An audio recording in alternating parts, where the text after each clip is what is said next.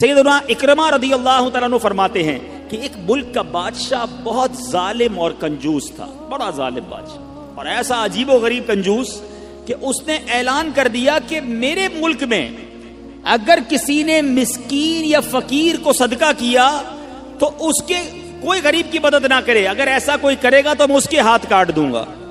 یعنی خود غریب کی مدد بھی نہیں کرنی اور پورے ملک میں بھی کوئی غریب کی مدد نہ کرے۔ بڑا عجیب و غریب اعلان تھا۔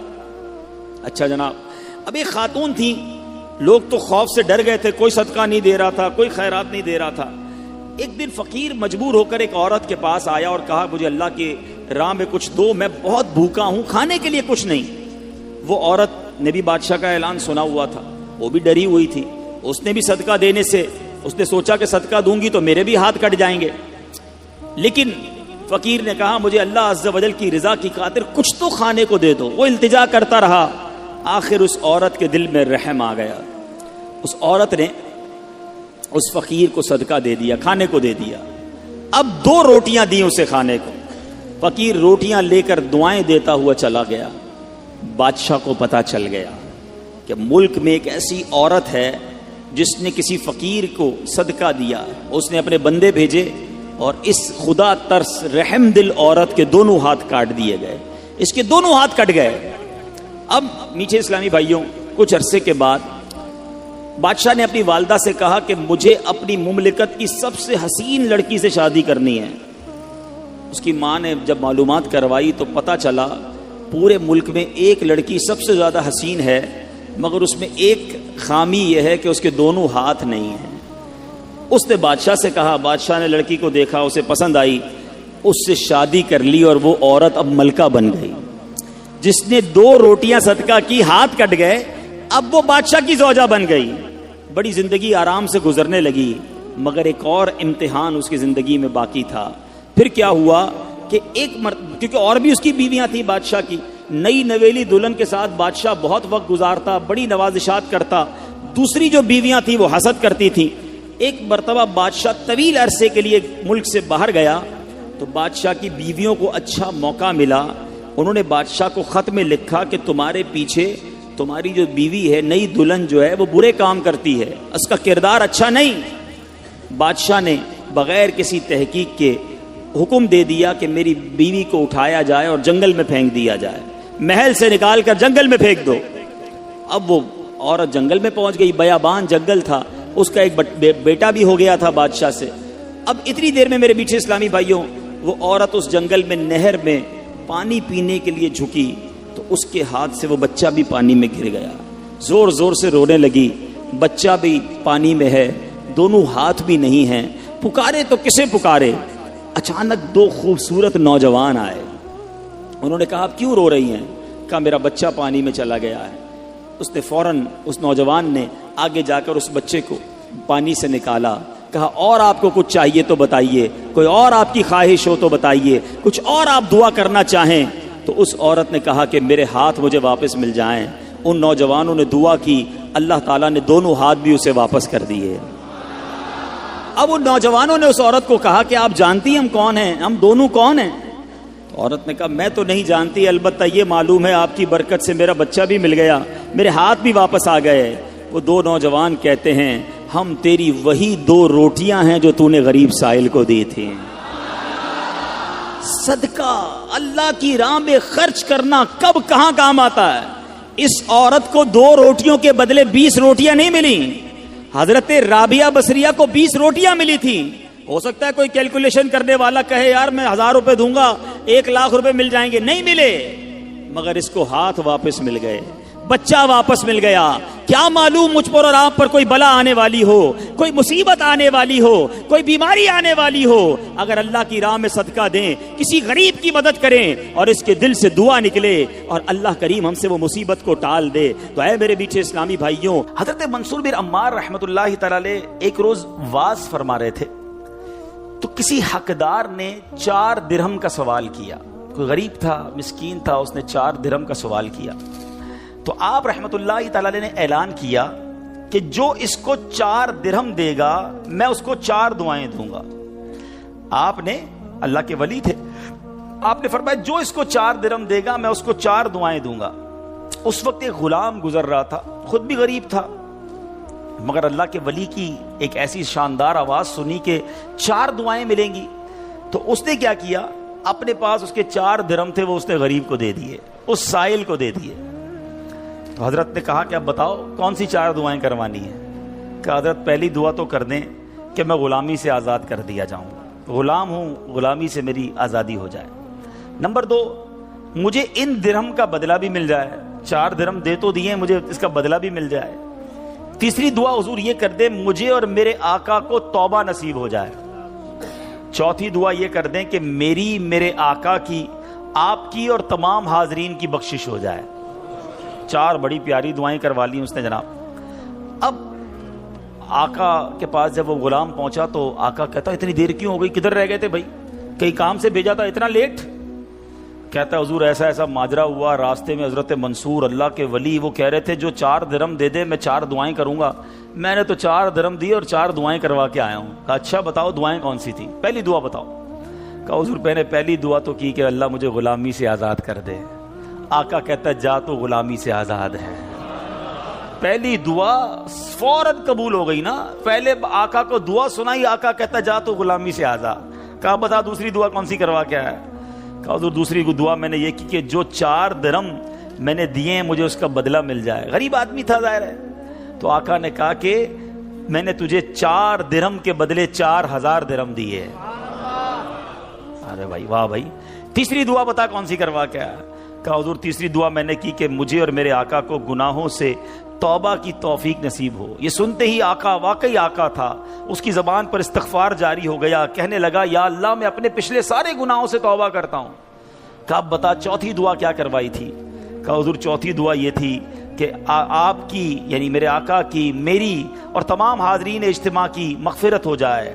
یہ سن کر آقا نے کہا 3 باتیں تو میرے اختیار میں تھی، وہ میں نے کر لی، چوتھی میرے ہاتھ میں نہیں ہے، مغفرت کرنا تو اللہ کا کام ہے نا۔ اسی رات آقا نے خواب میں کسی کہنے والے کو سنا کہ جو تمہارے اختیار میں تھا وہ تم نے کر دیا، اور میں ارحم الراحمین ہوں، میں نے تمہیں، تمہارے غلام کو، منصور بن عمار کو اور تمام حاضرین کو بخش دیا ہے۔ کیا بات ہے، کیا بات ہے، سبحان اللہ ہے۔ یہ میرے میٹھے اسلامی بھائیوں یہ واقعہ جو ہے یہ کتنی زبردست موٹیویشن ہے کہ ہمیں نہیں پتا ہوتا، کسی غریب کی مدد کر کے، کسی محتاج کی مدد کر کے، کسی پریشان حال بندے کی مدد کر کے ہم کبھی کبھی ایسی دعا لے لیتے ہیں کہ ہمیں اندازہ بھی نہیں ہوتا، اور وہ ایسی دعا دے دیتا ہے کہ بگڑی بن جاتی ہے، مشکلیں ٹل جاتی ہیں۔ یہ دعائیں لینے والے بنیے، اللہ کی راہ میں خرچ کریں گے۔ آج واقعی میں صحیح بتا رہا ہوں، تو یہ بعض اوقات ایک کیفیت ہوتی ہے انسان کی کہ جب انسان کسی کی مدد کرتا ہے یا کوئی ایسا کام کرتا ہے جس سے کسی کے دل سے دعا نکلتی ہے، اور یہ تو اللہ کے ولی تھے نا، انہوں نے ہاتھ اٹھا کر یہ 4 دعائیں کی، تو سیکھنے کو یہ ملا کہ بعض اوقات اللہ کی راہ میں خرچ کر کے ہم وہ حاصل کر سکتے ہیں جو برسوں میں حاصل نہیں کر سکتے، وہ نعمتیں، وہ برکتیں حاصل ہو جاتی ہیں، وہ پریشانیاں دور ہو جاتی ہیں۔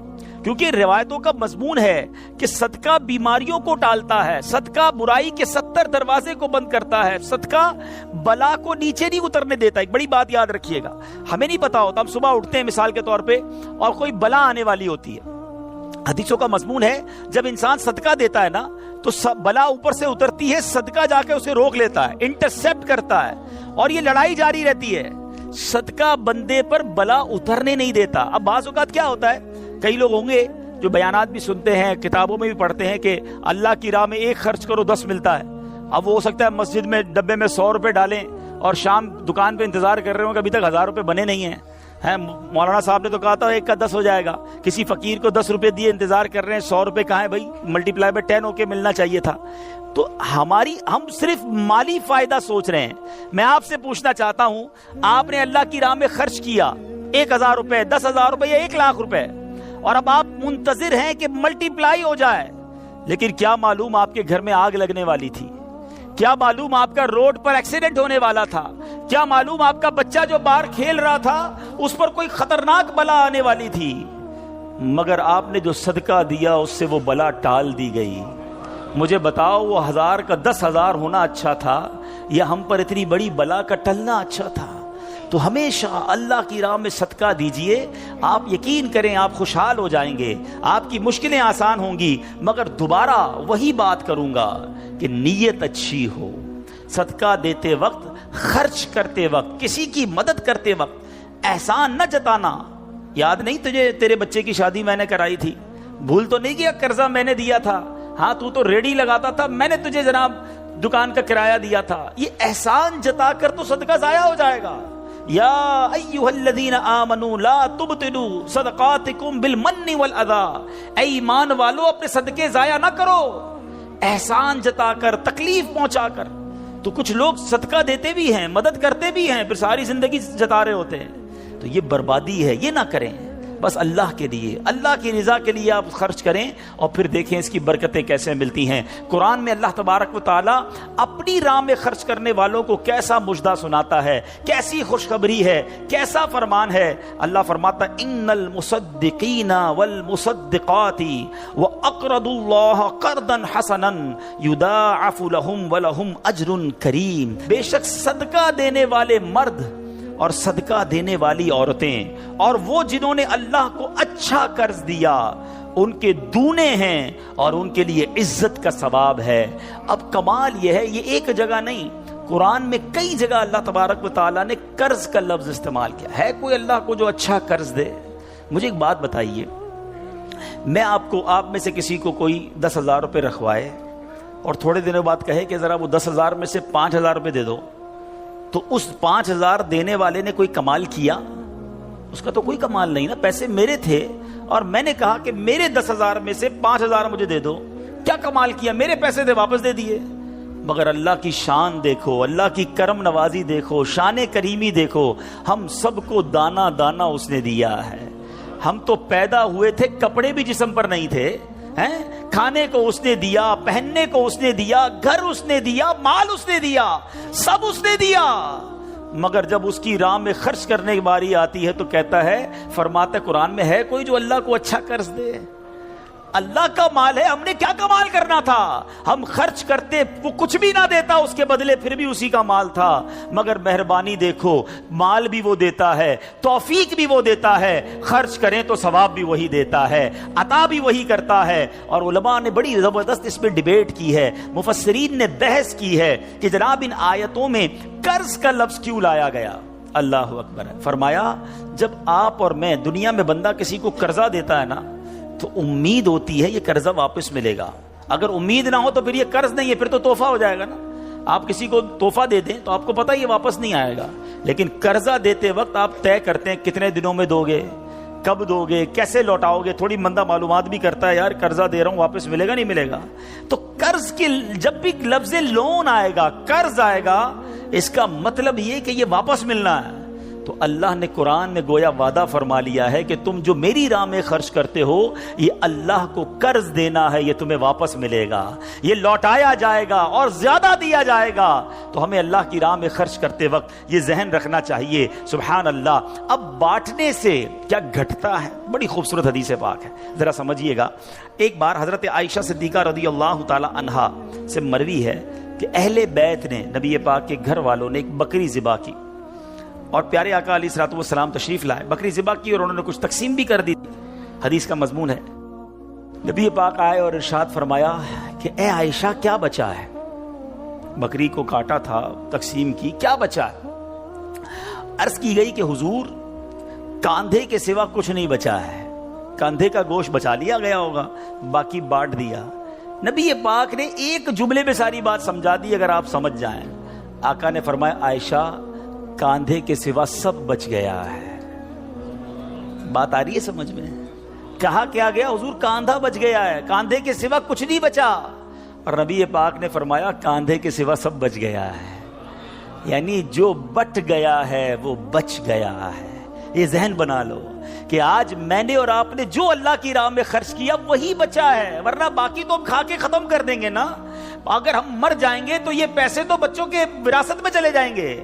میرے لیے کیا بچا ہے؟ میرے لیے وہی بچا ہے جو میں نے آگے بھیج دیا ہے, جو بانٹ دیا ہے, جو خرچ کر دیا ہے. عقل اگر آ جائے ہمیں، اللہ کرے کہ ہمیں اس بات کی سمجھ آ جائے کہ آج اگر خوشحالی ہے، آج اگر مال جیب میں ہے، بینکوں میں پڑا ہے، گھر خالی پڑے ہیں، یہ خالی پڑے رہ جائیں گے اور میں دنیا سے چلا جاؤں گا۔ اگر میں چاہتا ہوں یہ آخرت کے اکاؤنٹ میں جمع ہو جائیں، میں یہ پیسہ لے کر جنت میں جاؤں اور اس پیسوں کے بدلے جنت کی نعمتیں کما لوں، تو مجھے یہاں یہ اللہ کی راہ میں خرچ کرنا پڑے گا۔ اور یہ بات میں نہیں کہہ رہا، آپ اور میں یہاں رہنے والے بھی، یہاں بھی کمیٹی ڈالی جاتی ہوگی، BC ہوتی ہوگی کہ تھوڑے تھوڑے پیسے جس میں جمع ہوتے ہیں اور وقت پر مل جاتے ہیں، انسان کمیٹی ڈالتا ہے کہ یار کبھی برے وقتوں میں کام آئے گی، بچی کی شادی میں کام آئے گی۔ ایسا ہوتا ہوگا نا آپ کے یہاں بھی۔ اب میں آپ کو حدیث قدسی سناتا ہوں۔ حدیث قدسی ہے جس کا مضمون ہے، اے ابن آدم اپنا مال میرے پاس جمع کرا دے۔ اللہ فرماتا ہے، اے ابن آدم اپنا مال میرے پاس جمع کرا دے، نہ جلے گا، نہ ڈوبے گا، نہ کم ہوگا، میں تجھے اس دن لوٹاؤں گا جس دن تجھے ایک ایک نیکی کی ضرورت ہوگی۔ سیکیورٹی ڈپازٹ، یہ بعض اوقات جو مسجد میں ہمارے آگے سے ڈبہ جاتا ہے نا، یا کبھی کوئی اسلامی بھائی جھولی لے کے بیٹھے ہوتے ہیں، یہ جب جیب سے آپ پیسے نکال کے ڈالتے ہو نا، اس وقت ذہن بناؤ کہ یہ جا نہیں رہا، یہ جمع ہو رہا ہے میرے آخرت کے اکاؤنٹ میں، اور ڈال دوں یار، ابھی آج کل پیسے اچھے ہیں، تھوڑے اور ڈال دوں، جمع ہو جائے، ادھر ملے گا۔ تو جب بھی آپ کے دن اچھے ہوں، یقین کریں جب آپ کے ہاتھ کھلا ہو، آپ کو لگتا ہے یار اللہ نے بڑا نوازا ہوا ہے، تو فوراً آخرت کے لیے سوچیں۔ جیسے ہی زیادہ پیسے آتے بندہ سوچتا ہے نا یار آج کل اچھے پیسے ہو گئے، کوئی اچھی جگہ پر گھر لے لیتے ہیں، چلو بچوں کو لے کے کہیں سیر کرانے جاتے ہیں۔ آپ اپنے پیسے کو دنیا میں انجوائمنٹ کے لیے جب یوز کر رہے ہیں، تو اسی پیسے کو آخرت کی انجوائمنٹ کے لیے، آخرت کی لگزریز کے لیے، آخرت کی نعمتوں کے لیے استعمال کرنے کا ذہن بنائیں اور دیتے چلے جائیں۔ میں یہاں ایک مشورہ بھی دینا چاہوں گا، بالخصوص میرے بزرگوں کو، اللہ نے جن کو نوازا ہے، بلکہ میں کہتا ہوں تھوڑے پیسے بھی ہیں نا، یہ میرا مشورہ یاد رکھ لو۔ اور یہ امیر علیہ سنت نے ایک بار مدنی مذاکرے میں بھی فرمایا تھا۔ ہم نے الحمدللہ تحدیث نعمت کے لیے عرض کرتا ہوں، الحمدللہ میری والدہ مرحومہ نے، میرے والد صاحب نے، میں نے خود بھی، ہمارے گھر والوں نے، ہم نے اس طریقے پر عمل کیا اور اس کی برکتیں پائی ہیں۔ تو اچھی نیت سے میں آپ کو بتاتا ہوں کہ ہم دیکھیں دنیا میں ہیں، ٹھیک ہے، ہم نے بہت سارے ایسے جنازے پڑھے ہیں، ایسے سویم میں بھی گئے ہیں، 40ویں میں بھی گئے ہیں، اور جا کے ہم نے مرحوم کے بچوں کو کہا ہے کہ دیکھیں آپ کے ابو جان چلے گئے دنیا سے، کروڑوں روپے چھوڑ کر گئے ہیں، آپ کے ابو نے کتنا کیا آپ کے لیے، اب آپ اپنے ابو کے لیے کچھ کیجئے، کوئی مسجد بنائیے، کوئی مدرسہ بنائیے، کوئی کنواں کھدوائیے، اپنے والد کو ثواب پہنچائیے۔ تو وہ بیٹا جس کے لیے باپ نے زندگی گزار دی، کروڑوں اربوں روپے چھوڑ کر گیا، وہ کہتا ہے ابھی تو ہاتھ بڑا ٹائٹ ہے، تو ابھی بعد میں کریں گے، تو بعد میں دیکھ لیں گے، اور ہم دیکھتے ہیں اس کے بعد مرحوم کے لیے بظاہر کچھ نہیں کیا جاتا۔ تو آج مجھے اور آپ کو اپنی فکر خود کرنی ہے۔ اگر آپ نے پیسے کمائے ہیں نا، آپ نے مکان بنائے ہیں، آپ نے جائیدادیں بنائی ہیں، تو اپنی فکر خود کیجئے۔ اس کے دو طریقے ہیں، ایک طریقہ اپنی زندگی میں ہی انہوں نے ماشاءاللہ یہ مسجد بنا دی، مدرسہ بنا دیا، بہت اچھی بات ہے، یا تو یہ کر لیں، اور اگر یہ نہیں کر پا رہے تو دوسرا طریقہ بتاتا ہوں جو بڑا آسان ہے، وہ یہ ہے کہ انسان کو شریعت نے یہ اختیار دیا ہے کہ آپ اپنی وصیت کر جائیں، اور وصیت میں 30% آپ وصیت کر سکتے ہیں کہ آپ کے چھوڑے گئے مال میں سے 30% کسی نیکی کے کام میں خرچ کر دیا جائے، آپ کے لیے صدقہ جاریہ کے لیے خرچ کر دیا جائے۔ بھائیوں والا مشورہ ہے، آپ عمل کریں نہ کریں، کہ اگر زندگی میں یہ وصیت کر دیں کہ میرے مرنے کے بعد جو بھی میرا مال بچے گا اس میں سے 30% جو ہے وہ دعوت اسلامی کو یہ کہہ کر دیا جائے کہ میرے لیے صدقہ جاریہ کے لیے مسجد، مدرسہ، جامعہ، کوئی ایسا کام کر دو کہ قیامت تک مجھے ثواب ملتا رہے۔ مجھے بتاؤ، مرنے کے بعد آپ کا مال 70% تو بچوں کے لیے بچے گا نا، 30% تو اپنے ساتھ لے جاؤ، اپنی جنت بنا لو۔ ورنہ ہوتا یہ ہے کہ ساری زندگی والد نے محنت کی، محنت کرتے کرتے بوڑھا ہو گیا، لاکھوں کروڑوں روپے کی جائیدادیں چھوڑ کر گیا، اور مرنے کے بعد خاندان میں کوئی ایصال ثواب، کوئی خرچ کرنے کے لیے تیار نہیں ہے۔ تو دو چیزیں یاد رکھیں، ایک تو زندگی ہی میں اپنے لیے ثواب جاریہ والے کام کر لیں۔ اللہ کی رحمت سے دعوت اسلامی ساری دنیا میں مسجدیں بنا رہی ہے، ماشاءاللہ ایسے کئی کام ہو رہے ہیں جو قیامت تک چلنے والے ہیں۔ آپ اپنی زندگی میں اپنے لیے وہ کام کر لیجئے، اور اگر ایسا نہ بھی کر سکیں اور کر بھی لیا ہو تو وصیت کرنے میں تو کوئی حرج نہیں ہے کہ مرنے کے بعد تو میرا مال میرے پاس رہنا ہی نہیں ہے، تو کیوں نہ وہ میرے ساتھ جنت میں مجھے کام آ جائے۔ اور آج بھی صدقہ کیسی کیسی پریشانیوں اور بیماریوں کو دور کرتا ہے. اللہ اکبر. ایک اور ایمان افروز واقعہ سناتا ہوں کہ ایک بار حضرت عیسیٰ علیہ نبینا علیہ السلام کے زمانے میں ایک دھوبی تھا جو لوگوں کے کپڑے آپس میں تبدیل کر دیتا تھا, یعنی لوگوں کے کپڑے ملا دیتا. لوگ بڑے پریشان تھے اس سے. تو لوگوں نے حضرت عیسیٰ علیہ السلام کو اس کے متعلق بتایا. تو آپ نے اللہ عز و جل کی بارگاہ میں دعا کی کہ اے اللہ اس کو ہلاک فرما دے. اللہ کے نبی نے ایک ایسے شخص کے لیے دعا کی کہ یا اللہ اس کو ہلاک کر دے, تیرے بندے اس سے بڑے پریشان ہیں. ایک روز وہ دھوبی بالکل اسی معمول میں نکلا. اس کے پاس 3 روٹیاں تھیں. ایک سائل آیا, ایک فقیر آیا اور اس نے کہا کہ اللہ کے لیے مجھے روٹی دے دو. تو آپ نے اس دھوبی نے ایک روٹی اس سائل کو دے دی. سائل نے دعا دی کہ اللہ تعالیٰ تجھ سے آفات سماویہ کا شر دور کر دے, آسمانی بلاؤں کو دور کر دے. دھوبی بڑا متاثر ہوا, بڑی پیاری دعا دی. ایک اور روٹی بھی دے دی. اس سائل نے دعا دی کہ اللہ تعالیٰ تجھے جملہ آفتوں سے محفوظ رکھے. اس نے تیسری روٹی بھی دے دی. اب اس سائل نے دعا دی اللہ تجھے توبہ کی توفیق عطا فرمائے. اب اس دوران ایک بڑا سانپ اس کی گٹھڑی میں داخل ہو چکا تھا, کیونکہ حضرت عیسیٰ نے دعا کی تھی اس کو ہلاکت کی.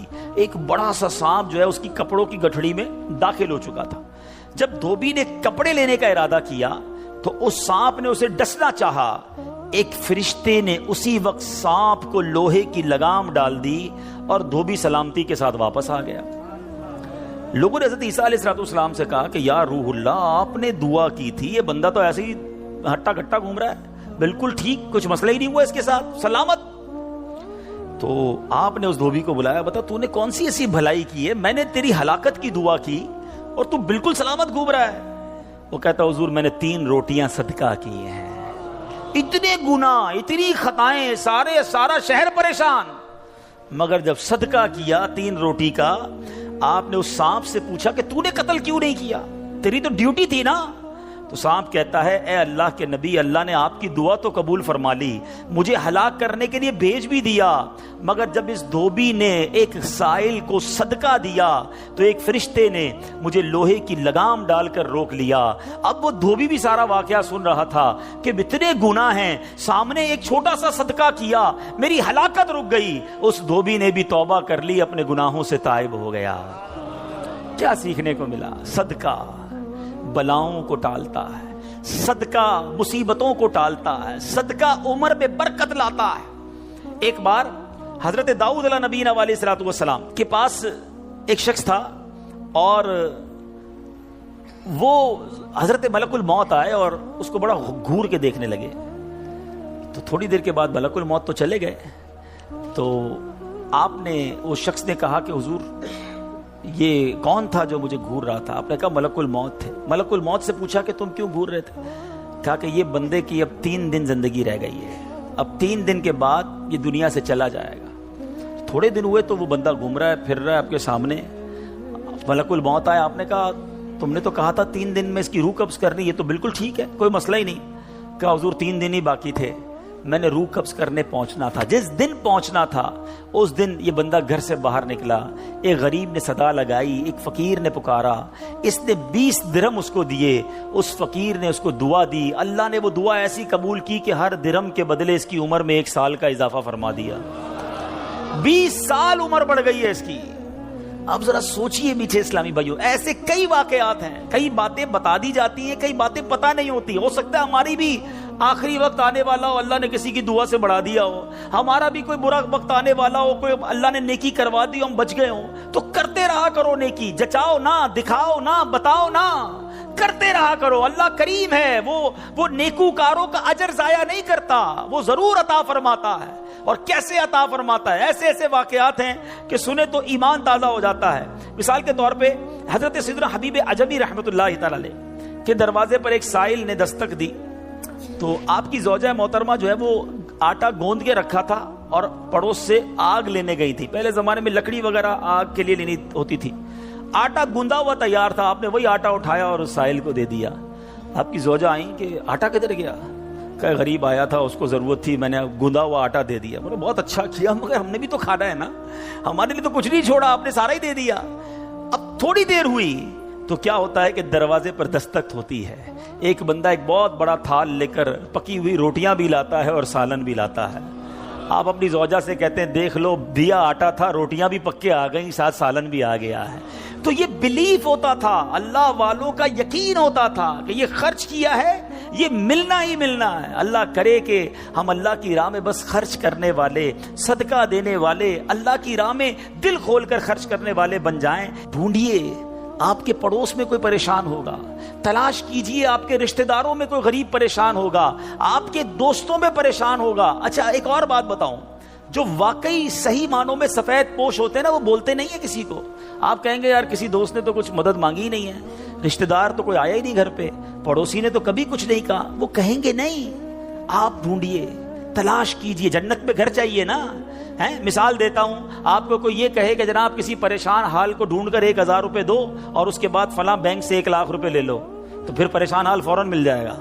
سیدھا سیدھا ابھی ڈھونڈتا ہوں جناب 1000 کیوں, 2000 دوں گا تو 2 لاکھ نہیں ملیں گے, تو بندہ یہ کہے گا نا. تو آپ کو سامنے نفع نظر آئے تو سب پریشان حال بھی مل جائے گا. اللہ کے بندوں جنت میں محل کا وعدہ ہے, ڈھونڈیے نا. آپ کے غریب رشتہ دار پریشان ہوں گے, کسی کی بچی کی شادی ہونے والی ہوگی, کوئی بیچارہ گھر میں اچھا کھانا نہیں کھاتا ہوگا, چلے جائیں اس کے گھر اور اس کی کچھ مدد کر کے آئیں. اور ایک اور بات بھی بتا دوں, بعض اوقات جب یہ پریشان حالوں کی پریشانیاں دور کرنے کی بات ہوتی ہے نا, تو بندہ سمجھتا ہے یار یہ پیسے سے ہی دور ہوگی, میں تو ہوں ہی غریب. تو یہ بھی نہیں ہے, ہر پریشانی پیسے سے دور نہیں ہوتی. اگر پریشانیوں کا حل پیسہ ہوتا تو دنیا میں کوئی مالدار پریشانی نہ ہوتا. اس کو پریشانی آتی, پیسے خرچ کرتا, پریشانی دور کر دیتا. ایسا نہیں ہے. ہر پریشانی کا مداوا, ہر پریشانی کا سولوشن پیسہ نہیں ہے. آپ کو یہ نہیں کہا گیا کہ جو مالی مدد کرے گا اسے جنت میں محل دیا جائے گا. جو کسی مسلمان کی پریشانی دور کرے, بعض اوقات حوصلہ دینے سے پریشانی دور ہو جاتی ہے, ہمت دلانے سے پریشانی دور ہو جاتی ہے. یار گھبرانا نہیں, میں تمہارے ساتھ ہوں, ٹینشن مت لینا, میں بیٹھا ہوں. بیمار ہے اس کے گھر چلے گئے, تھوڑی دیر اس کے ساتھ بیٹھے, اسے ڈاکٹر کے پاس لے گئے. کسی کا بیچارے کا کوئی معاملہ ہے تو ساتھ جا کر وہ معاملہ حل کروا دیا. یہ کبھی کبھی کچھ اچھے میٹھے بول بھی پریشانی دور کر دیتے ہیں. لیکن ہمیں اچھے بول بھی تو آنے چاہیے, مسکرانا بھی تو آنا چاہیے, حوصلہ دینے بھی تو آنا چاہیے. سیدی اعلیٰ حضرت امام اہل سنت کمال کی بات لکھتے ہیں. آپ فرماتے ہیں شربت نہ دیں نہ دیں, کریں بات لطف سے. شربت نہیں پلانا, نہ پلاؤ, اچھی بات تو کر لو یار. شربت نہ دیں نہ دیں, کریں بات لطف سے. یہ شہد ہو تو پھر کسے پرواہ شکر کی ہے. بعض اوقات مسکرا کر مل لینا بندے کے دکھ دور کر دیتا ہے. چند اچھی باتیں, ہمیں آ کر کوئی کہتا نا یار بڑی بیمار ہوں, پریشان ہوں, اچھا چلو ٹھیک ہے یار اب کل سے ٹائم پہ آ جانا. ارے اللہ کے بندے, اس نے اپنی پریشانی بتائی, تھوڑا اس سے ہمدردی تو کریں. اچھا کیا ہو گیا, خیر تو ہے, کیسے بیمار ہو گئے, ڈاکٹر کو دکھایا کہ نہیں, میری ضرورت ہے تو بتائیں, کوئی کام ہو تو بتائیں. آپ نے پیسے دیے ان 5 جملوں میں؟ نہیں دیے نا, مگر کیا بتاؤ اس کا درد کم نہیں ہو گیا ہوگا, اس کو حوصلہ نہیں مل گیا ہوگا. یاد رکھو میٹھے اسلامی بھائی, یہ جو الفاظ ہیں نا, ہماری باتیں ہیں, یہ الفاظ زخم پر مرہم کا کام بھی کرتے ہیں, اور یہی الفاظ زخم پر نمک کا کام بھی کرتے ہیں. ہم بعض اوقات کسی کے زخموں پر نمک چھڑک دیتے ہیں, وہ پریشان ہے, تکلیف میں ہے, مصیبت میں ہے, اور اس کو ایسا جملہ کہہ دیتے ہیں کہ اس کی پریشانی بہت بڑھ جاتی ہے. اور کبھی کبھی چند اچھے جملے انسان کا غم بھلا دیتا ہے. اللہ کے واسطے اچھا بولنا سیکھیے, نرم ہو جائیے, شفیق ہو جائیے. مثال کے طور پہ کوئی بندہ آیا کہ یار اسکوٹر کا ایکسیڈنٹ ہو گیا, اور میں نے تو پہلے ہی پتا تھا تیرا ایکسیڈنٹ ہونا ہے, تو چلاتا ہی صحیح نہیں ہے, پہلے ہی تیزی سے چلاتا ہے. کیوں چلاتا ہے اسکوٹر جب چلانے نہیں آتی؟ اب بتاؤ بندہ کہ یار ایکسیڈنٹ بھی ہوا ہے, اس کے باتیں بھی سنوں میں, تو یہ زخم پر نمک ہو گیا نا. آپ یہ باتیں بعد میں سمجھا لینا کہ یار تیز مت چلایا کرو, مگر ابھی تو حوصلہ دیں, ابھی تو بیچارے کی طبیعت پوچھیں, ابھی تو اس کی پریشانی دور کریں. تو ایسی بہت ساری مثالیں ہیں کہ جب بھی ہمارے پاس کوئی پریشان حال آئے نا, تو اسے اچھی بات کریں, حوصلہ دیں, پریشانی دور کریں. تو انشاءاللہ میں بھی کوشش کرتا ہوں, آپ بھی کوشش کریں کہ انشاءاللہ رجب میں ضرور کسی کی پریشانی دور کریں گے انشاءاللہ. اب یہ سینکڑوں اسلامی بھائی یہاں بیٹھے ہیں, ہم سب ایک ایک کی پریشانی دور کریں گے تو ہزاروں مسلمانوں کی پریشانیاں دور ہو جائیں گی نا. یہ اسلام کی بیوٹی ہے, یہ اسلام کی خوبصورتی ہے کہ مسلمان کی مدد کرے, اس کی پریشانی دور کرے. مالی پریشانی ہے تو دور کریں, جسمانی پریشانی ہے تو دور کریں. بعض اوقات فقط مورل پریشان ہوتا ہے, اکیلا ہوتا ہے, تنہا ہوتا ہے, مایوس ہو گیا ہوتا ہے، آپ اٹھا دیں اسے، ہمت دے دیں، وہ اگلا کھڑا ہو جاتا ہے. تو ہمیں یہ کام کرتے رہنا چاہیے. تو بہرحال آج کے اس مختصر سے بیان میں جو میں نے چند باتیں قرآن و حدیث کی روشنی میں، بزرگان دین کے واقعات کی روشنی میں آپ کو بتائیں کہ اللہ کی راہ میں خرچ کیجئے، دل کھول کر خرچ کیجئے.